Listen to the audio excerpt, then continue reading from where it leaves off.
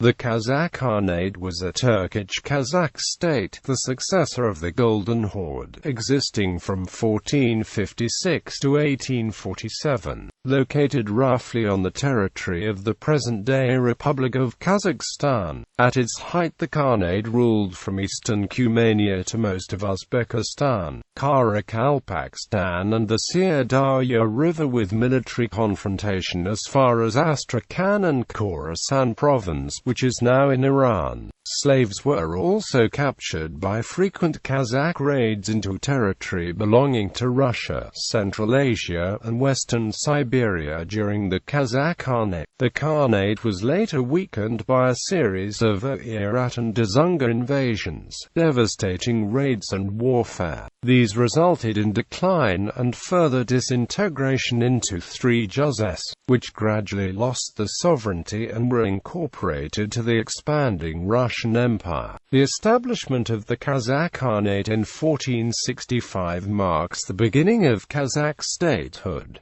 2015 marks the 550th anniversary of Kazakh statehood. For the 16th through the early 19th century, the most powerful nomadic people were the Kazakhs and the Oirats. History. The Kazakh Khanate was founded in 1456 to 1465 by Janibek Khan and Keri Khan, on the banks of Jetsu in the southeastern part of the present-day Republic of Kazakhstan. The founding of the Kazakh Khanate is considered the ethnogenesis of the Kazakh nation. The formation of the independent Kazakh Khanate began when several tribes under the rule of Sultans Janibek and Keri departed from the Khanate of Abul Khan. The Sultans led the people toward Mogolistan, eventually settling and founding an independent state. The new Khanate soon became a buffer state between the Mongolians and the Khanate of Abul Khan. For the 16th through the early 19th century, the most powerful nomadic people were the Kazakhs and the Oirats. Janibek Khan and Keri Khan. Although both Janibek Khan and Keri Khan were considered the founding rulers of the Kazakh Khanate, it was Keri Khan who initially wielded the most power.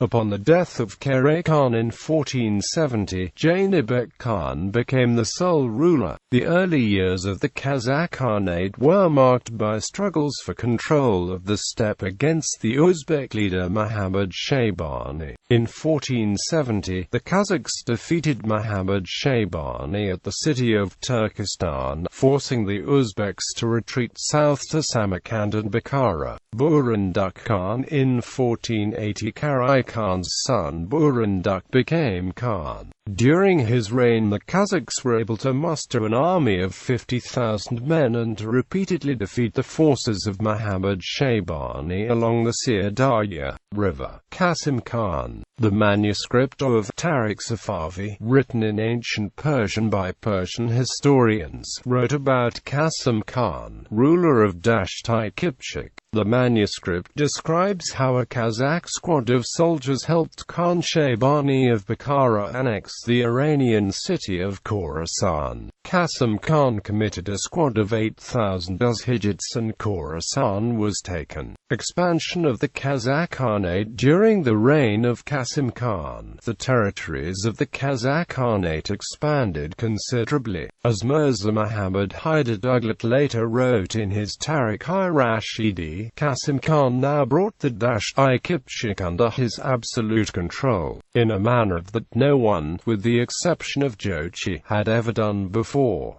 His army exceeded 1,000. Qasim Khan instituted the first Kazakh Code of Laws in 1520, called. Qasim Khan also ratified his alliance with the Timurid leader Babur, particularly after the fall of the Shaybanids, and was thus praised by the Mughals and the populace of Samarkand. Mamash Khan. Mansa Khan led an expedition against the Kazakhs in 1521 in response to the raids from Syr into the Fargana. Thereafter, Syr remained out of the hands of the Uzbeks and came under control of the Kazakhs. Tahir Khan, Buadash Khan, Tojim Khan, Kaknasa Khan. Under Khakhnaza Khan, also known as Khakhnaza Khan or Aknaza Khan, the Kazakh Khanate faced competition from several directions. The Nogai Horde in the west, the Khanate of Siberia in the north, Mofulistan in the east and the Khanate of Bukhara in the south. Initially, Khakhnaza Khan led the Kazakhs in two major battles against Khanate of Bukhara at Tashkent, then against the Chagatai leader Abdur Rashid Khan. In 1568, the Kazakhs successfully defeated the Nogai Horde at the Emba River and reached Astrakhan, but were repelled by Russian forces. Shigai Khan, Tawakkul Khan expanded control of the Kazakh Khanate over Tashkent, Fergana, Andijan and Samarkand. In 1598, Kazakh forces approached Bukhara and besieged it for 12 days, but afterwards the Bukharan leader Pir Muhammadan reinforcements under the command of his brother Bakir Muhammad pushed back the Kazakhs. In that battle, Tawakkul Khan was wounded and died during the retreat back to Tashkent.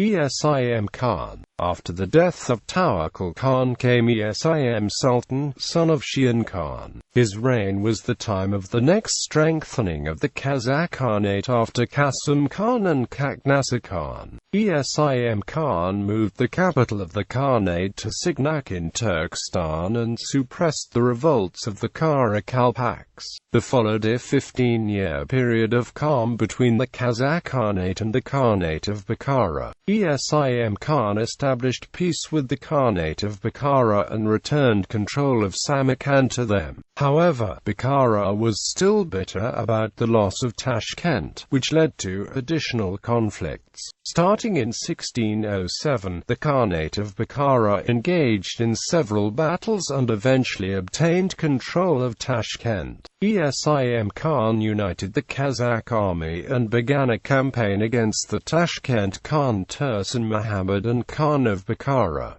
In 1627, he defeated the enemy. Esim Khan abolished the Tashkent Khanate and the war finally ended. Salkam Jahangir Khan. During Salkam Jahangir Khan's reign, a new and powerful rival of the Kazakhs appeared in the east, known as the Dzungar Khanate. The Dzungar had recently converted to Mahayana Buddhism, and their Erdeni Batur believed he could re-establish the 13th-century empire of Genghis Khan. However, much had changed since the days of the Mongol Empire, and the Kazakhs, like the Kyrgyz and the Tatars, had almost entirely converted to Islam under the authority of Emir Timur, who also re-established new centers of power such as Samarkand and Bukhara, which had greatly influenced the founding of the Kazakh Khanate. In 1652, the Dzungar leader Erdeni Batur attempted to eliminate the Kazakh Khanate and its inhabitants. He dispatched more than 50,000 Dzungar warriors against the Kazakh Khanate, which refused to submit to him. The early stages of the ferocious conflict took place in the Altai Mountains, and later battles were fought on the vast steppes. Unable to halt the advance of the Dzungars, the Kazakh Ghazis and the leader Salkam Jahangir Khan's forces were defeated. Unfortunately, in the year 1680, Salkam Jahangir Khan died in battle, protecting his people against the Dzungars. Turkic Khan. Turkic Khan was elected as the leader of the Kazakh Khanate immediately after the death of Salkam Jahangir Khan, and he led the battered Kazakh warriors across the steppes to resist the advance of the Dzungars. Unfortunately, the already weakened Kazakhs were once again faced with defeat at Syr and soon lost many major cities to the Dzungars. Turkic Khan soon sought alliances with the Kyrgyz in the southeast, who were also facing a Dzungar invasion in their Issyk-Ul Lake region, and even the Uyghurs of the Tarim Basin. In 1687, Dzungars besieged Hazrati Turkestan and were forced to retreat after the arrival of Subhan Qulai Khan. In 1697, Suang Ratan became the leader of the Dzungar Khanate, and he dispatched several of his commanders to subjugate Turkic Khan, and many major wars between the Dzungars and the Kazakh Khanate continued into the following years: 1709, 1711 to 1712, 1714 and 1718. The Kazakh Khanate had indeed been weakened by the confrontation, and nearly one-third of the population had been lost by the ensuing conflict. With Turkic Khan's death in 1718, the Kazakh Khanate splintered into three juz: the Great Juz, the Middle Juz and the Little Juz.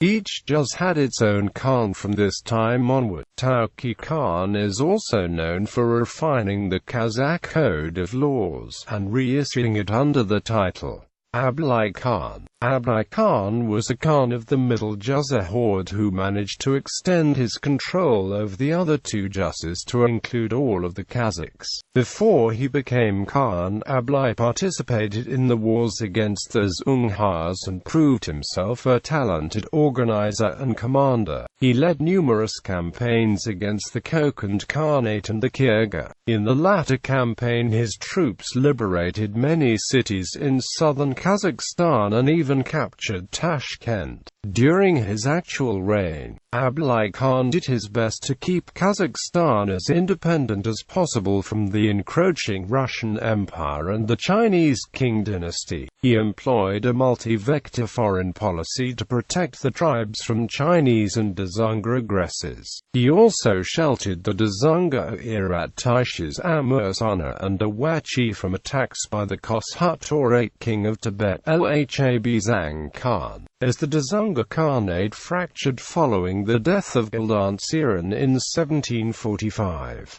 However, once Amursana and Awachi were no longer allies, Abolition Khan took the opportunity to capture herds and territory from the Dzungars. Khanate Khan. Khanate was the last Kazakh Khan, and the leader of national liberation movement that resisted the capture of Kazakh lands and segregation policies by the Russian Empire. He was the grandson of Abolition Khan and is largely regarded as the last ruler of the Kazakh Khanate. By the mid-19th century, the Kazakhs fell under the full control of the Russian Empire and were banned from electing their own leader or even given representation in the empire's legislative structures. All fiscal tax collections were also taken away from local Kazakh representatives and given to Russian administrators. Khanate Khan fought against the Russian imperial forces until his death in 1847. In 1841, at an all-Kazakh Kurultai, Khanate was elected as Khan by all Kazakh representatives.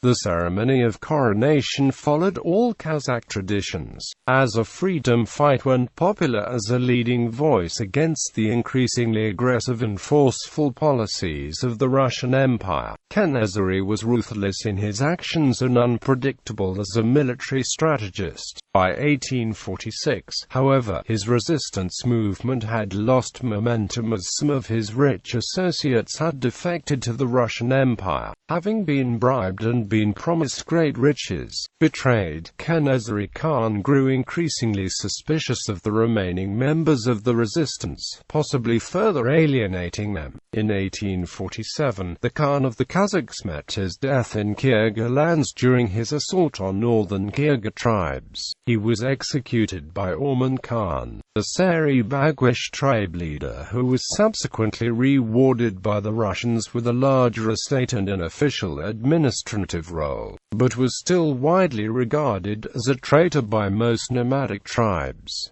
Khanate Khan's head was cut off and sent to the Russians. Over the last decade, Khanate Khan has been increasingly regarded as a hero in Kazakh literature and media. Khanate Khan can be seen on the shore of the river Ezel in the capital of Kazakhstan, Astana. List of Kazakh raids on Russian settlements. During the 18th century, raids by Kazakhs on Russia's territory of Orenburg were common. The Kazakhs captured many Russians and sold them as slaves in the Central Asian market. The Volga Germans were also victims of Kazakh raids. They were ethnic Germans living along the river Volga in the region of southeastern European Russia around Saratov. In 1717, 3,000 Russian slaves, men, women, and children, were sold in Khiva by Kazakh and Kyrgyz tribesmen. In 1722, they stole cattle, robbed from Russian villages and people trapped in captivity, and sold in the slave markets of Central Asia. In the middle of the 17th century, 500 Russians were annually sold to Khiva by Kazakhs. In 1730, the Kazakhs' frequent raids into Russian lands were a constant irritant and resulted in the enslavement of many of the Tsar's subjects, who were sold on the Kazakh steppe. In 1736, urged on by Kirillov, the Kazakhs of the Lesser and Middle Hordes launched raids into Bashkir lands, killing or capturing many Bashkirs in the Siberian and Nogai districts. In 1743, an order was given by the Senate in response to the failure to defend against the Kazakh attack on a Russian settlement, which resulted in 14 Russians killed, 24 wounded.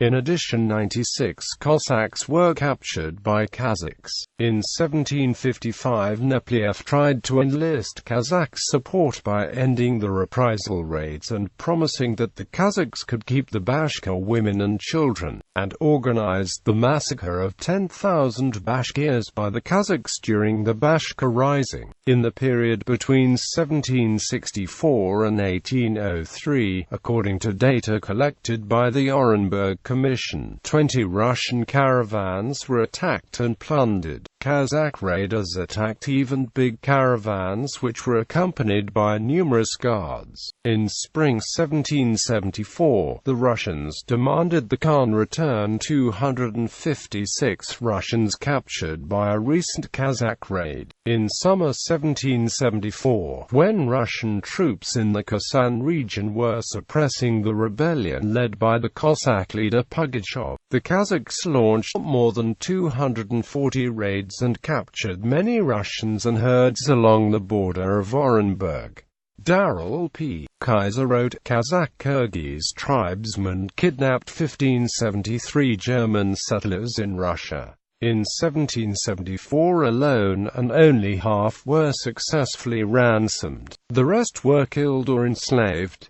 Siersfeld, founded in 1774, was attacked by Kazakh-Kyrgyz tribesmen and destroyed. The Catholic village of Shazal was destroyed in 1774. The second attack on the Karaman in the colony of Mariental took place in August 1774. All the livestock and the people and property were stolen and carried across the Ural River into the Russian steppe. The total number of captives taken away from Mariental was about 300, of whom very few came back. Those captives that survived were eventually sold by the Kyrgyz into the harems of wealthy Muslims in areas under the control of Turkey. In October 24, 1774, the Kazakh-Kyrgyz attacked the colonies of Seelman, Leitzinger, Gala, and Holzul, and carried away 317 persons into slavery.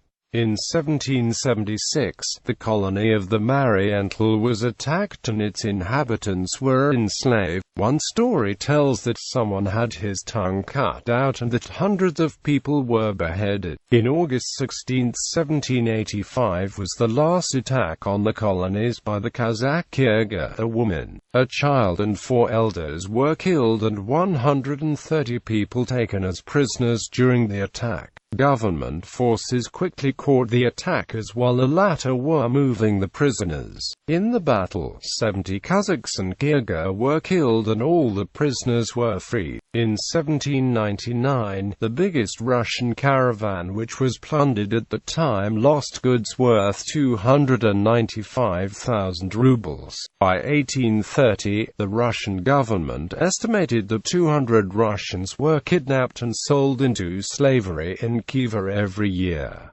Abolition of slavery. The Russian administration liberated the slaves of the Kazakhs in 1859.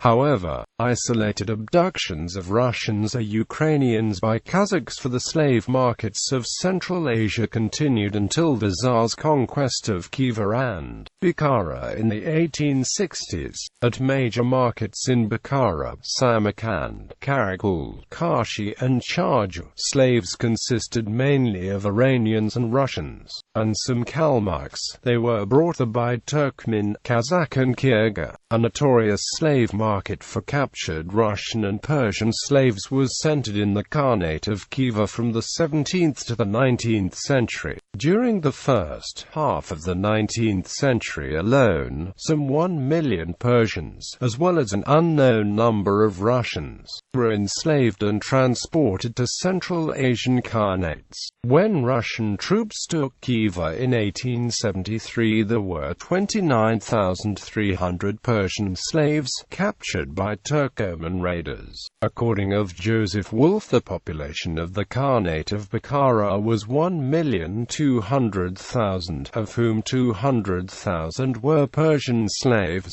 Disintegration of Khanate and Russian conquest. Gradual decline, disintegration and accession of Kazakh territories into the Russian Empire began in the mid-18th and ended in the second part of the 19th century. By the mid-18th century, as a result of long-lasting armed conflicts with Dzungars and Oirats, the Kazakh Khanate had started to decline and further disintegrate into 3 juzes, which formally constituted the Kazakh Khanate in a confederate form. The Russians fabricated documentation stating that, battered by warfare, seeking external military support, the Khan of the junior juz, Abulkar, signs a protectorate agreement with the Russian Empire. Retaining his title as ruler and all other powers, he pledges allegiance to the Russian crown. But in the original text there is no word about a protectorate of seeking external power. Abulkar Khan wrote a letter to the Russian Empire asking them not to disturb relative of his nation's Bashkorts.